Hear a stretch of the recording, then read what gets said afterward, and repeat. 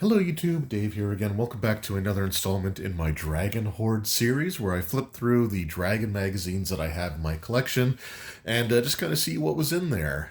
It was interesting that I decided to do one today, or at this point in time. It's been a while since my last video in the series.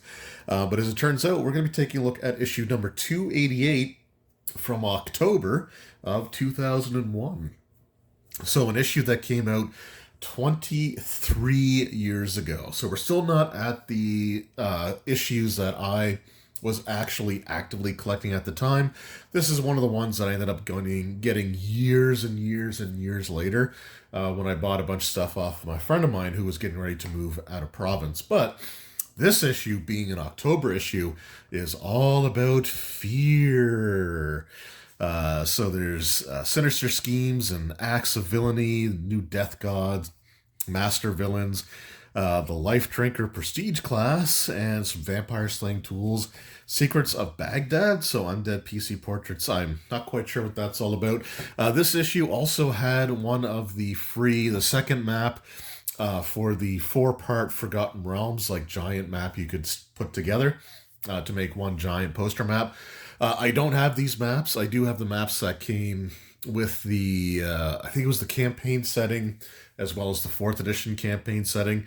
I think a few years later, I got some of the Greyhawk ones back in my collection again. I did have all of the Greyhawk maps, which they did later on, but I gave those to a buddy of mine because that was his favorite setting. Anyway, let's go ahead and dive in and see what we have here. So again, with these Dragon Hoard issues, one of the things I like to do is take a look at some of the ads that were in here, but that's for a PC game. I have no idea what that is. We got our table of contents again, which this is a kind of a neat way of doing it. Like, I think the last issue also had something like this, where they actually make the table of contents more like a map, kind of like almost like an isometric map there. So if you needed a map to use for one of your D&D games, well, you could use this. So again, really, really cool stuff there. Of course, the Star Wars D20 role-playing game and the Elder Scrolls 3 Morrowind for the Xbox, which I actually used to have this on the Xbox. So that's kind of, again, a cool ad to see. Some Dragonlance novels. And then we've got our scale mail, which, again, I'm not going to go through anything in this video for this, but it is kind of interesting to look back at some of the letters that people were sending in at the time. And, you think that today all people want to do is complain about things, but honestly, looking back at a lot of these letters, it just reminds me that it seems like, for the most part, the gaming community has always been a little on the cranky and complainy side. It is what it is. It's just, I guess, like any other type of fandom here. But let's take a look at the upcoming releases here. So I have none of these. Well, except I think I have Sea of Swords, because that's a Legend Dritz novel. But they had Oriental Adventures for 3rd edition, which I do not have. Also, the final cover looks nothing... Well, I shouldn't say it doesn't look anything like that. But they went with a different color scheme. Like, that has like the DMG blue on there. Which, interestingly enough, the Enemies and Allies has the player's handbook brown coloration to it, but it actually did, the real book actually was color blue like the DMG, because it was a DM supplement, not a player supplement. So that's kind of how they did things back then. The player supplements would be brown and look like the player's handbook, and with 3.0 anyway, especially with their like soft cover stuff, they had the DM supplements had the blue covers. Enemies and Allies, and there was one for like traps and hazards. Those are the only two that I can actually remember that had that color scheme, and unfortunately, I don't own any of those, so interesting to see. In November, we had a D&D adventure, Deep Horizon. We had Lords of Darkness, which I do have that book, and then Song of Silence, which again, I don't have. I didn't really collect a lot of 3.0 stuff. I have a very small 3.0 collection. Most of it is 3.5. Dark Age of Camelot for the PC. Again, those early 2000s, early 3D computer games always had a very interesting look to them here. It also shows you the section of the map that you get, which is kind of neat. So if you want to put them all together, and if I recall correctly, they didn't line up like super neatly like that. I think there was some overlap so that you could actually tape them together if you wanted to, but I could be wrong. It's been a long time since I've seen any of those maps. Even though I think I have a few now, I haven't actually taken them out or done anything with them. Up on a soapbox. So these were articles by Gary Gygax. I can't remember if they were actually done for specifically for these magazines or if they were older articles or things that he had written that they were reprinting. I honestly can't remember there. But again, one of these days we might dedicate a video series to going through some of those as well. We got our Dork Tower comics here. Sword and Sorcery. This was a big third-party publisher for especially like 3.0 D&D. They would end up getting the license to do the Ravenloft setting stuff for 3rd edition D&D. But I actually have Relics and Rituals on my shelf. It's the only book of theirs that I ended up buying. But I do actually have that, which was a 3.0 supplement, so... Really, really cool stuff here. Complete your collection with all 6 core rulebooks. So I'm assuming they're referring to the Player's Handbook, DMG, and Monster Manual as the first 3, and the Creature Collection, Relics and Rituals, and Creature Collection 2, the Dark Menagerie, as the other 3 there. But a really, really good, one of the better third-party publishers for like they were using the OGL back in the day. All right, 4 Faces of Death. So we've got new death gods for your game. Let's see here. I guess Yama, is that one of them? Yeah, I guess Yama would be one of the deities there. You've got Exodus. You've got Yin. I'm not gonna try to do that because I'm not gonna get it right. But yeah, just some new deities to add here. Oh, and we got our. Was this a subscription card? Yeah. That is something. That's kind of cool to see. So yeah, some new gods to add. It looks like they're based off of real-world cultures, which is pretty cool. And we've got Death as the Joker, which I'm pretty sure is not going to be the Batman Joker there. Now, plots and schemes. This is one of the things that would later on be shifted over to Dungeon Magazine. But let's see kind of what we've got here. Some interesting stuff. So we've got our villain archetypes. So we've got the Collector. Everybody needs a hobby, but some hobbies lead to obsession. No comment.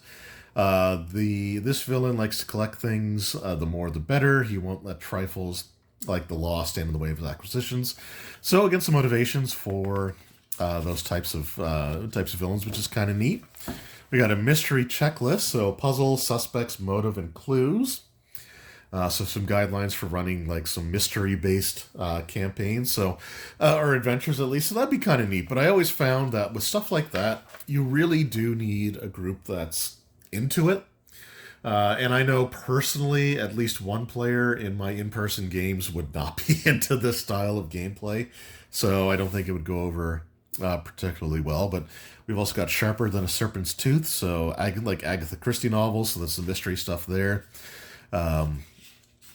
And some books to actually read, like The Hound of Baskervilles by Sir Arthur Conan Doyle. Sets the scene for a murder. So it kind of goes over against some really interesting stuff here. MacGuffins, show and tell, excluding the impossible. Let's see here. We got the Psychologist for another archetype. So the cruelest, most sadistic of villains. One who seeks not to kill victims, but to destroy their sanity. The Benefactor is a villain either conducts an experiment on herself or is changed by some other side force. The changes leave the villain horrifically deformed or horribly deformed, but she continues this side effect with worth the gain of incredible power. Okay, so kind of experimenting on it. Benefactor. I guess Benefactor of the experiments. The False Reformer. So many villains come to see the error of their ways and seek to redeem themselves by aiding the heroes. What would happen if a villain decided to pretend to reform? So again, actually some cool stuff to consider here for your game. You've got the Close Friend. So it could be an allied NPC that turns out to be a villain. The Bored Victim. This is actually one that I used way back in the day. I had a campaign where I had one large group of players, but they ended up, their scheduling or whatever it was caused it so that only half of them could play one week, and then only the other half could play the next week, and it kind of alternated like that. And I didn't get it very far off the ground, unfortunately.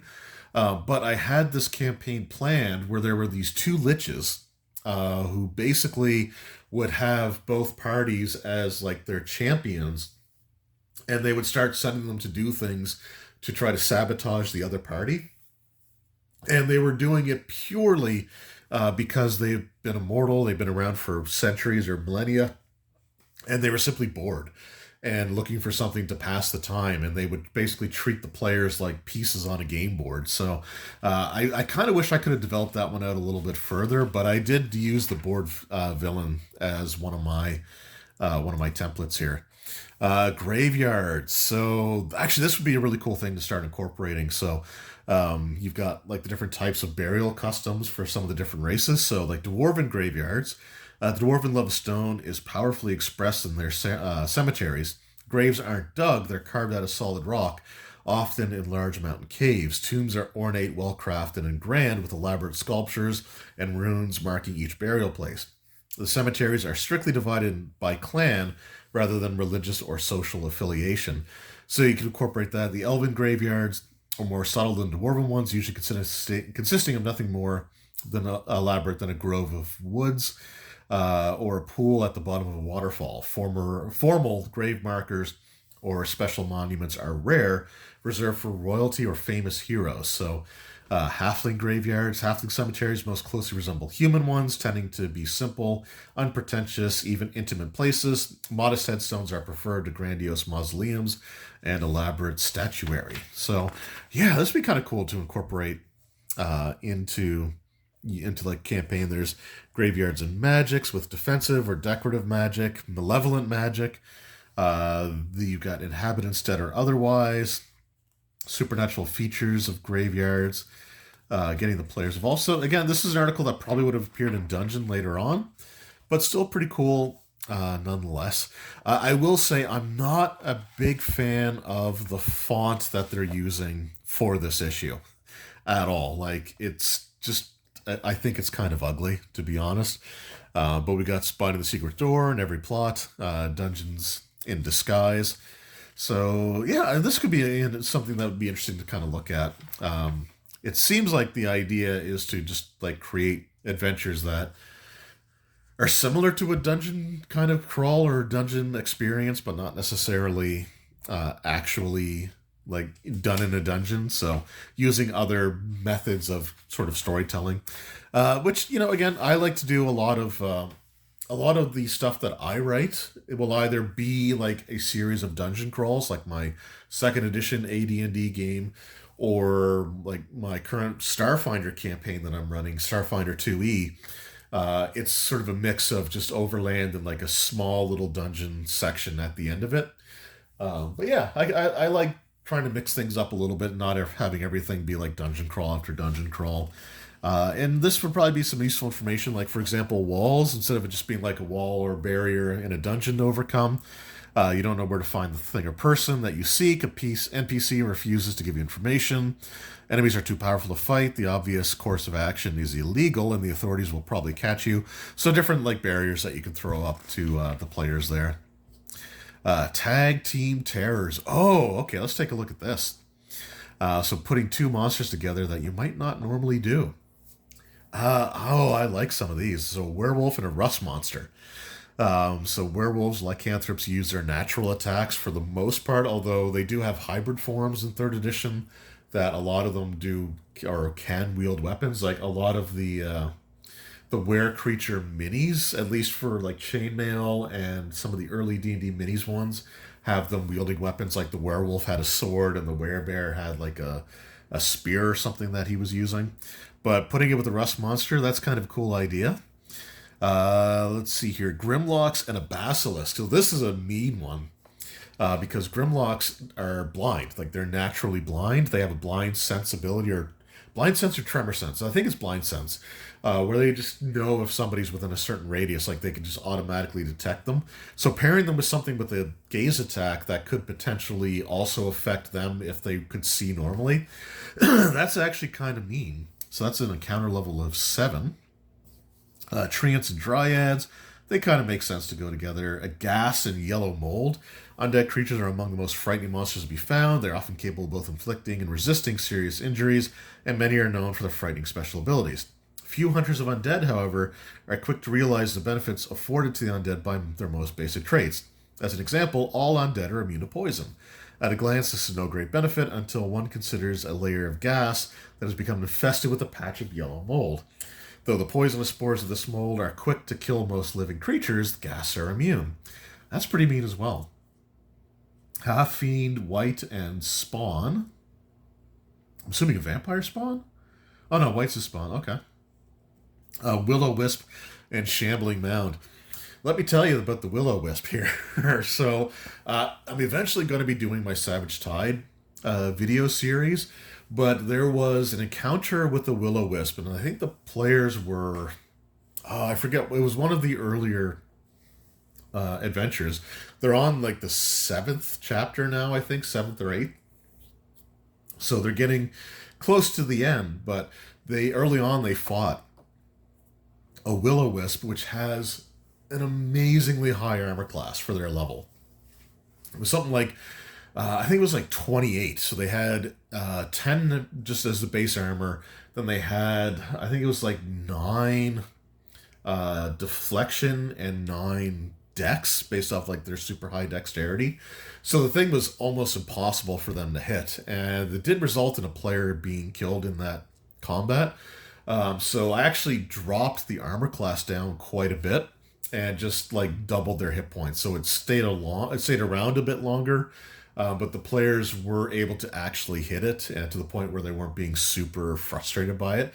Because I think even its touch AC was the same as its normal armor class, because it was deflection and dex base. So anyway, Will-O-Wisp is not a joke, especially at like lower levels. So the Shambling Mound, the Shambling Mound is okay. But what's that for? And yeah, a level 8 encounter. Yeah, that might be around the level that they were. Aboleths and Mind Flayers, Succubus and Howlers, Bebeliths and Kuatoa, Chaos Beasts and Assassin Vines. True story, I've never used either of those creatures in my 25 years of DMing. So that's interesting. Only encounter level 8. Lizard Folk, Druid, and Troll. Lich and Tarask. Now you're talking my language. That was actually a different campaign that I ran. That was going to be... that was like the whole point, was that this Lich was trying to summon the Tarask. The campaign kind of went off the rails when I switched the Tarask out for like this apocalyptic beast that I visualized it being like Ganon from Ocarina of Time. But yeah, the original plan was for Lich to awaken the Tarask and like have the Tarask basically go on this rampage. So encounter level 22, that makes a lot of sense. Red Dragon and Iron Golems. Since fiery attacks that would harm other creatures actually heal the Iron Golems. I mean, there's some nasty stuff in here. Ghouls and Sturges. Vampires and Umber Hulks. This is a cool article. I may have to focus on this one again later on. But which 2 monsters would you put together to give the players a double whammy? So I'm wondering if in later issues of like when they do, like the letters are usually an issue or 2 behind. I wonder if anybody will be sending in their suggestions for that. So that's really cool. Magic. You remember when Magic used to do like novels and had packages that had like boosters and the novels and stuff like that? You know, kind of miss days like that. All right, we've got the Life Drinker Prestige class. So generally speaking, we tend to look at a Prestige class because it was such a big part of 3rd edition material. So this is, I believe, a monstrous one. To qualify for the Life Drinker, you must fulfill the following criteria. Have the Vampire Template, Spellcraft 6 ranks, Knowledge Arcana 6 ranks, Alignment and Evil, which obviously makes sense. And then it's a 10 level Prestige class. With a Cleric's base attack bonus. That's not bad. It's like 2 for every 3 levels. Their base attack goes up by 2, so that's not too bad. They do start with 0 at level 1. But let's see what they get for abilities. So they get Life Well. Life drinkers store the life energy that they steal within themselves in a reservoir called a life well. From this well, they draw the points needed to use their other powers. Oh, okay, so it's kind of like an alternate, almost like psionic system where they're using like these points to power their abilities. Interesting. All right, so points are gained from bestowing negative levels and draining Constitution. Each negative level power grants 2 life well points. Each point of Constitution drained using the vampire's blood drain ability grants 1 point. Life drinkers must keep track of their total life well points. The life well of a life drinker can hold up to 3 points per class level, so up to 30 points if they're level 10. Life Drinker can absorb only 3 life points per class level between one sunrise and the next. Okay, so they are limited by how much they can do per day, but that's still, interesting.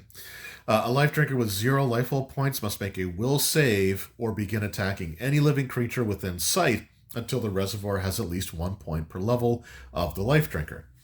A successful saving throw means that the life drinker need not make a saving throw versus this blood madness until a week has passed, and only if during that week the life well remains at 0 points. When a vampire attains its first life drinker level, it has 0 life well points and must immediately make the required saving throw. So they can invigorate. A life drinker can spend 1 point to gain 1d6 temporary hit points. These hit points last until the next sunrise, and they do not stack with any other sources of temporary hit points, which is normal for the game. Hit points from multiple uses of Invigorate do not stack with themselves. So, yeah, that's, again, pretty common. No more points can be spent on this ability in any given day that the Life Drinker has levels. So you can only do it once at level 1, up to 10 times by level 10. Empower Blood Spell. If the Life Drinker casts spells, which is actually not a requirement, but the fact that they need 6 ranks in Spellcraft and Knowledge Arcana means that you're likely going to be a wizard or have access to spellcasting. Because normally, like, if you were to have both of those, like, cross-class skills, you'd have to be... Oh, my God. You have to be, like, level... when you get 12 points, so level 9... But that's for class skills. Yeah, you'd have to be up there to get 6 ranks in both of those by spending 2 skill points to get 1 rank. So you're likely going to be a spellcaster. So Empower Blood Spell. If the Life Drinker casts spells, you may use 4 life well points to empower the spells if he was using the feat. Empower Spell, the spell's level is not affected. So this one's actually a pretty decent one. Just because you don't have to use a higher level spell slot, and I think Empower uses a spell slot 2 levels higher. So if you were to empower, say, like Magic Missile, it would take a 3rd level spell slot, which is like one of the reasons why the metamagic feats as feats weren't great. They weren't awful, but they weren't great, because you could, generally speaking, have a spell of that higher level that's just better than an empowered version of a lower level spell. Right, so Fireball, you can empower a Fireball, but I think by level 5 you get like Delayed Blast Fireball, or something similar to that where you're doing more dice anyway. Like you're basically you cap out at 10d6 for regular Fireball, but these other ones cap at like 15 or 20, so they're already like automatically better. So the question is, do you empower a Fireball and then roll like the 10d6 and then multiply the result by 1.5, or do you just memorize a potentially better spell anyway? So what I always like to do is try to incorporate the metamagic rods, and I've got a few of them in my current campaign, because with the rods you get to do it like 3 times per day and it doesn't cost anything extra, so that's kind of what I like. But this is a way of getting around like the higher level spell slot stuff, so I like that. You also have Heightened Blood Spell. If the Life Drinker casts spells, and you use a variable number of life well points to heighten the spells if using the heightened spell feat. So some of these are just getting around like metamagic feats. So like the maximized one, you have to use 6 points in order to do that. Do they get Quicken? They do get Quicken, which costs 8 points to use for that, to be able to cast a spell as I guess it would be a swift action in later D&D terminology. So some of these are just metamagic feats that you can spend your Bloodwell points on instead of higher level spell slots. We do have Blood Gift, so Life Drinker can use 4 points to enhance his Blood Drain and Children of the Night abilities. Life Drinker must pay this cost when using the ability to be enhanced, and the bonus lasts only for one use of the ability. Life Drinker using this ability to enhance his blood drain multiplies the con drain inflicted by 1.5. When using this ability to enhance Children of the Night ability, the Life Drinker summons 1.5 times the normal creature, so kind of like an empowered version of that. Blood Servant, using 10 life well points, the Life Drinker can call an outsider to serve it. This ability works just like the Lesser Planar Ally spell. However, the Life Drinker can only call evil outsiders with this ability. The ally automatically serves the Life Drinker until the next sunrise, but no longer. A Life Drinker may only have one Blood Servant at a time. At 5th level, they can spend 8 life well points, add +2 to his natural armor bonus and turn resistance, add +10 to its cold and electricity resistance, and increase its damage reduction to 20/+2. These effects last till the next sunrise.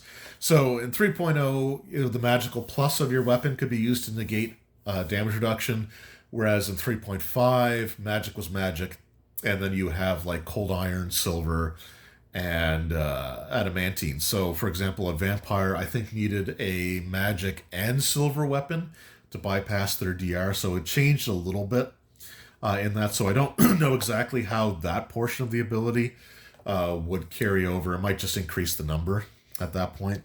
Maximize spell, we've kind of gone over that, 6 points. It treats as if you rolled max on whatever dice. So if you rolled a fireball and you maximize it, it would be 60 points at level 10. Because you could do up to 10d6, so 6 per die if it's a d6 and so on. Greater Blood Drain at 7th level. Life Drinker's Blood Drain ability now drains 1d6 points, a permanent Constitution loss. So that's pretty bad. So in, I think 3.5, it would be updated to Ability Drain. There was Ability Damage and Ability Drain, so Drain was permanent, and you had to go through like spells to bring them back, or like make a save to prevent them from being permanent. But if you fail the save, you have to get like a greater restoration or something like that to bring them back. So yeah, 1d6 points of permanent drain is rough. Knight's Boon, Life Drinker can use 6 life well points to enhance his Greater Blood Drain and Children of the Night special abilities. Let's see, a Life Drinker using this ability to enhance its Greater Blood Drain inflicts 6 points, so it basically maximizes that. And then you summon the maximum number of creatures when you do the Children of the Night ability. Knight's Strength, at 9th level, Life Drinker can spend 3 life well points to temporarily increase its strength by 2 points. This ability lasts until the next sunrise, and it doesn't give a type, which means it stacks with everything. So if they had spells or other things that also enhance their strength, then this would work with that because it's not a typed bonus. It's not like an enhancement bonus or a like a luck bonus or anything along those lines. It is just an untyped, so it stacks with everything, including other untyped. And then Blood Revel. Once a 10th level Life Drinker drains any blood from a victim, it may enter a state called Blood Revel, and the round after draining blood from a victim, and remain in that state for 10 rounds. In this state, Life Drinker gains a +4 enhancement bonus to strength. So again, enhancement bonus, which stacks with that. So if they had Night Strength active and they got this ability to go, that's a +6 increase to their strength. Its damage resistance increases to 25/+3. Its fast healing increases to 10 points per round, and it ignores a weakness towards garlic, mirrors, holy symbol, and running water, as well as its vulnerability to sunlight. However, during the Blood Revel, the Life Drinker cannot flee from a living foe and must attack physically every round. A hasted Life Drinker in a Blood Revel could use its extra partial action to cast a spell as long as it made a melee attack that round. Okay, so that's kind of neat. Also, haste changed in 3.5 as well, so you can do that. If the Life Drinker is able to make a physical attack, or is unable to make a physical attack against a living foe, or if it's trapped inside an Audiluke's Resilient Sphere, the Blood Revel ends. A Blood Revel ends when the Life Drinker decides it ends, and when no... Wait, I thought it lasts for 10 rounds, or does it say up to 10 rounds? Save for, yeah, okay. They can... Oh, and... Yeah, okay. And remain in that save for 10 rounds. I guess they can end it whenever they want. Blood Revel ends when the Life Drinker decides it ends, when no living foes are within range, or when 10 rounds are over. For the purposes of a Blood Revel, Foes within range are those that can be reached by a full attack, a move with an attack, or a charge. So no more than twice the vampire speed away. When the blood revel ends, the life drinker must reach its coffin home within 2 hours or be utterly destroyed. Once it reaches its coffin, it must remain inside for an hour. So interesting. And this is one of the things that I think third edition, like I think this is what prestige classes really were meant for, is NPCs, right? Because like it's a way of giving NPCs unique abilities that may not be the best for players. Like for example, this like you may have spellcasting abilities here, but you may also notice that this does not increase your spellcasting feature. So if you were like level 10 or whatever when you took this prestige class, you're capped out at whatever spells your 10th level character had, and as you progress through this. So it's like you get all these things that empower spellcasting or improve spellcasting, but not actually getting new spell slots, which is fine for a monster because you're not going to use all your spell slots normally anyway. So it's not as big of a loss. And then being able to like maximize a lower level spell makes more sense there. So for me personally, I think prestige classes are best used, generally speaking, as a way of making enemies feel unique from other enemies. Because in third edition, normally if you create any type of NPC, they follow the exact same rules for player character creation, only they tend to get like less stuff, right? So they tend to have less funds for their equipment than a player character of the same level would. I think they tend to have, like if you were to use like a point buy system, I think they start with less. It's hard to fully remember, but they had to follow the rules for like player character stuff. So they couldn't just have unique abilities, they had to be able to qualify for them the same way that a player character would also have to be able to qualify for them. So prestige classes like this, I think, are actually what that feature really should have been used for more than giving player characters abilities which are kind of neat, but generally speaking, not as good as what they're giving up to pursue the prestige class. So if that makes any sense. All right, so Cities of the Ages. Oh, okay. So this is. I think there were a few of these in some of the issues that I actually was actively collecting. So they did actually take real world cities and kind of break them down in terms that you might be able to use in your game if you wanted to. I never really did any of those, but that's still kind of neat nonetheless. So we got a Reaper, I believe, yeah, Reaper minis ad there with all the different locations. Didn't apply to me because I was in Nova Scotia, Canada, not in the States, but Elminster's Guide to the Realms. So these are just articles about different places in the Forgotten Realms. So we have the Moon Wyvern Inn, which is in the Sword Coast, which, like, before the Sword Coast was completely overused for everything that it was in, like, 5th edition. It was just another part of, like, the Forgotten Realms campaign setting, which tended to get used, I think, a little bit better back in the day, with different things taking place in different areas. Vampire Slayer's Toolbox, so just advice on like things to use to fight vampires with. I'm not going to go through this article. We took a look at that Prestige class, but just gives you some ideas of some things you can incorporate if you wanted to create a vampire slaying campaign. Nodwick, one of my all-time favorite comics from the Dragon magazine era. Chainmail, oh boy. So this is the Chainmail Combat Explained. I feel like I should do a video on Chainmail at some point because it was an amazing miniature skirmish game that Wizards marketed it horribly. Horribly. They didn't really put a lot into it. Like there was stuff in the magazines, which is kind of cool, but you know, you have to look at the people that were getting the magazines and the number of people that were playing the role-playing game. Like, you're hitting a smaller portion of your audience. I wish they would have done more. Like, I mean, I know internet was still kind of in its earlier days and wasn't as big as it is today, but like even some sort of like newspaper ads or something, right? But they really did nothing for it. And then they actually canceled the miniatures game in the middle of set 5. So there were a whole slew of set 5 miniatures which were advertised and never released because they killed the game. And they killed the game like 24 hours after it won Best New Miniatures Game of the Year or something like that, because it was only around for like a year. Like it was every 3 months or something like that, or every couple of months that they were introducing the new sets. I think it was every 3 months because I think they had a new mini come out each month. So it was a little over a year, but man, they killed it. They killed it, and it sucks because it was a really fun game.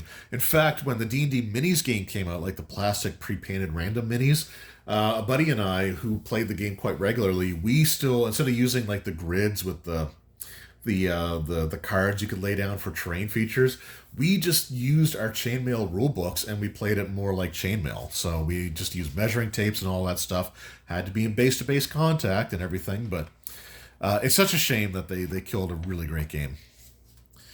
All right, ability combos. So low intelligence, high wisdom, high intelligence, low wisdom, high intelligence, low charisma. Yeah.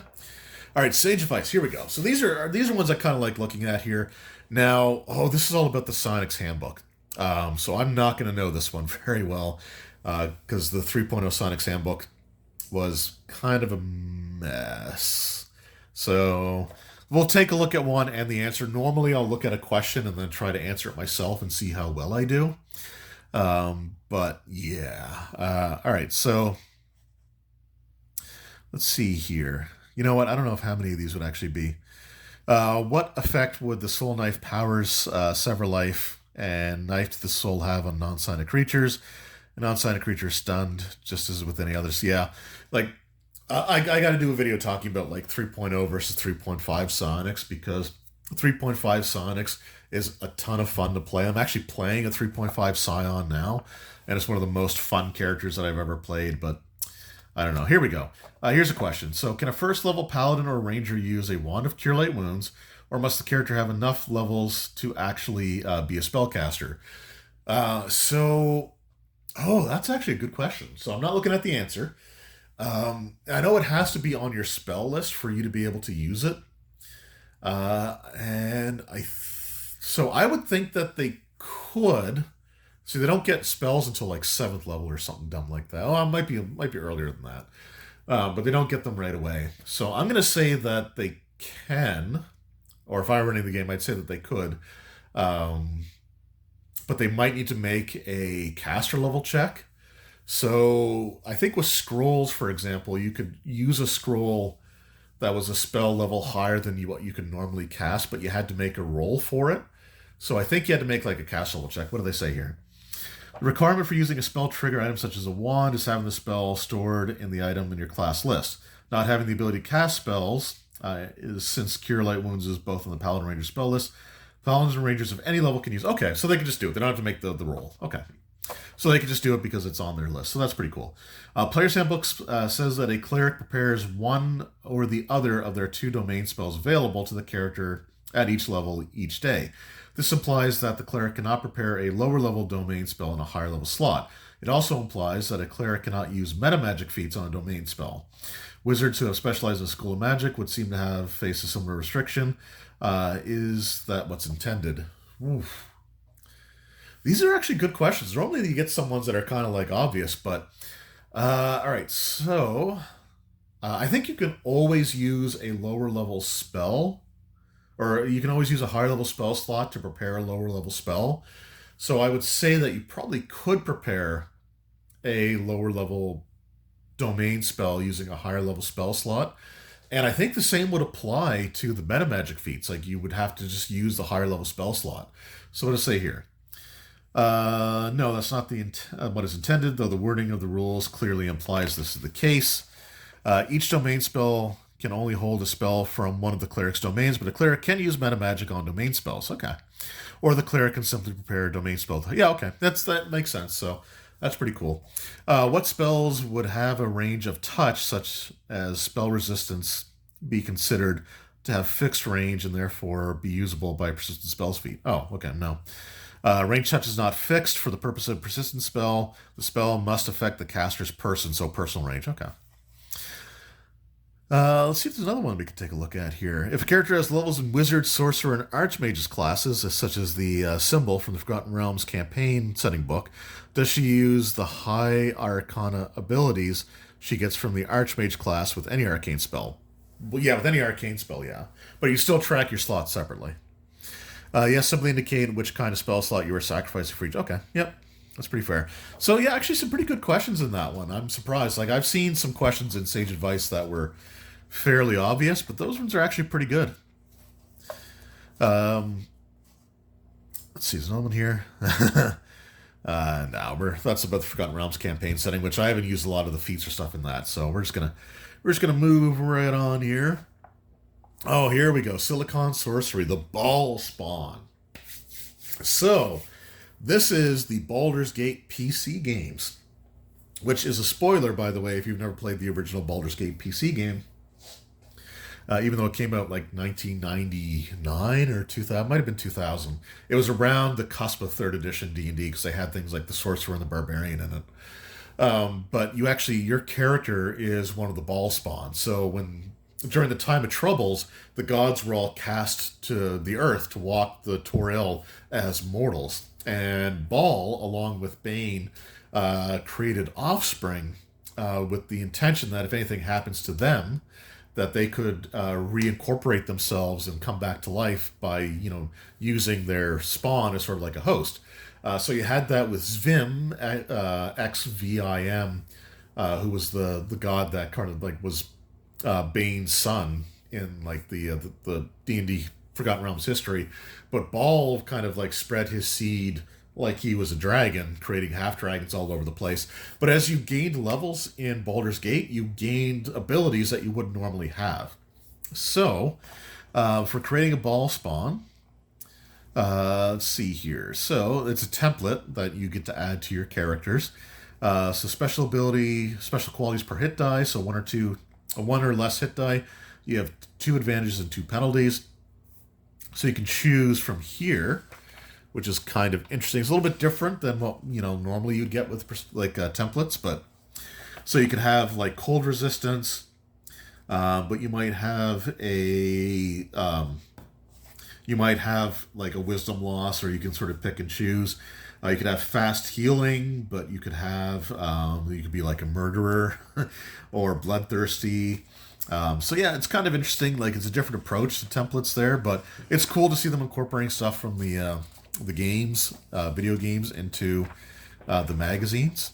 We got some PC portraits there. We've got the Manual of the Planes, making that look pretty exciting. It is a good book. I will say it is a pretty good book. And then some dungeon craft stuff here. Jaundice Valley part. So this fleshing out the Lost World campaign. So I guess it's just an ongoing series of articles creating a adventuring location. Asian campaign setting. Namscod20.com. Okay. DM's Toolbox, making PC development work for the DM. And some more comics there. And an ad for Rubies of Eventide and Throne of Darkness, which I've also never heard of. But there you go. That was the Fear edition of Dragon magazine from October of 2001. Yeah, again, I hate that font. It's really ugly. It looks like just somebody wrote with a big, thick, permanent marker, which doesn't make me like feel fear. It's just more, I don't know. But yeah, some cool stuff in there. The Prestige class, the Blood Drinker, whatever Prestige class there. That was really cool. The combinations of creatures, that was a really cool article as well. But again, like Dragon Magazine always felt kind of hit or miss for me. And with the exception of like those couple of things, I feel like this one's just kind of as an issue. But let me know, hey, did you have this issue back in the day, 23 years ago? And if you did you use Prestige class? Did you use other options from it? Are there any articles in here that you'd like to see me go into more detail in the future? Yeah, let me know all that in the comment section below. So thank you all for taking time out of your day to watch this video. It really means a lot to me. And I will see you all in the next one. Until then, take care.